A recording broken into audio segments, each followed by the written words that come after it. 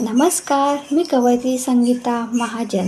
निर्मल स्नेह प्रेम यात आपण श्री धीश गीता म्हणजेच गणपतीची गीता ही ऐकणार आहोत. तर चला मग बघूया, ऐकूया. शुभम सर्वांना.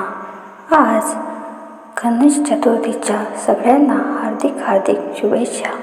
आज आपण महायोगी प्रेम यांची अमृतवाणी ऐकणार आहोत. धीश गीता. धीश गीता यात गणपतीची आराधना करणाऱ्या धीश गीता माहीत हवी. धीश गीता ही गणपतींची गीता आहे. यात संवाद दिला आहे. यात काही अध्याय यात सत्यब्रह्मज्ञान आहे. पहिल्या अध्यायात स्वतःचे स्वरूप काय आहे, स्वतःचे ओळखावे, जाणावे या अध्यायात शिकायला मिळते. यात सूत मुनी, व्यास मुनी, ऋषी संवाद, जिज्ञासा आणि श्री गणेशांचा संवाद आहे. दुसऱ्या अध्यायात सिद्धी स्वरूपाचे वर्णन दिलेले आहे. मनुष्याला जगण्यासाठी सिद्धीची आवश्यकता असते याचे वर्णन आहे. हे ज्ञान गरजेचे आहे. माणसाला हे जर स्वतःचे स्वरूप कळाले की आपल्याला ज्या सिद्ध्या लागतात ते माणसाचा प्रवास योग्य, उत्तम, सुयोग होईल. पण ही गीता आजपर्यंत लपविण्यात आली आहे हे आवश्यक आहे. आणि आज जे ज्ञान जगात दिले जाते ते काहीच कामाचे नाही. सर्वांगीण जे ज्ञान माणसाच्या जीवनात उतरत नाही ते उपयोगीही आणत नाही. जर आपण त्याकडे जाऊन वेळ खर्च करतो आहे. आज यावर अनेक उदाहरणे. योग्य अभ्यास न करता दुसऱ्यांचा अभ्यास करतो आहे, म्हणूनच हवे ते प्राप्त होत नाही. दुःखी होतो, मग आपण कर्माला दोष देतो.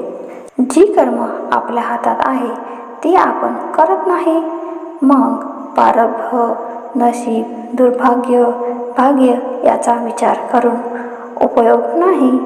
मनुष्याचा वेळ रिकाम्या गोष्टींमध्ये यातच वाया जातो. जे ज्ञान त्याला आयुष्यात कधीही उपयोगी येत नाही असे ज्ञान गोळा करतो. मनुष्याला ते कधी उपयोगी पडत नाही. श्री गणेश म्हणजे प्रथम पूजनीय आहे.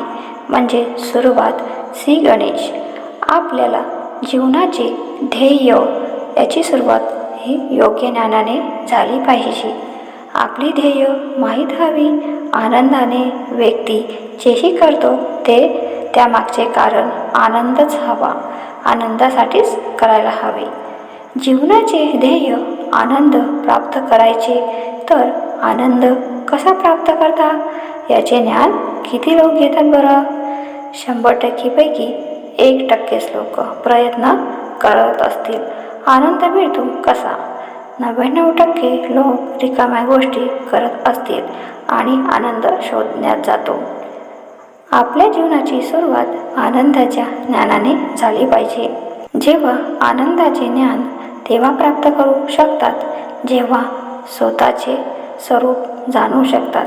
स्वतःला आनंद कोणकोणत्या गोष्टीने प्राप्त होईल आणि तो स्थायी भावमध्ये राहील, शाश्वत राहील, टिकेल, शेवटपर्यंत नष्ट नाही होणार, अक्षय राहील, अशी जीवनाची सुरुवात व्हायला हवी.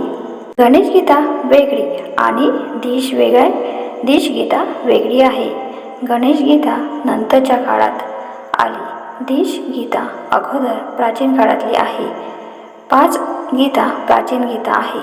गणपती आराधना करणाऱ्याला धीश गीता म्हणतात आणि शंभू गीता, शक्ती गीता, विष्णू गीता, सूर्यगीतेचे ज्ञान असणे आवश्यक असते.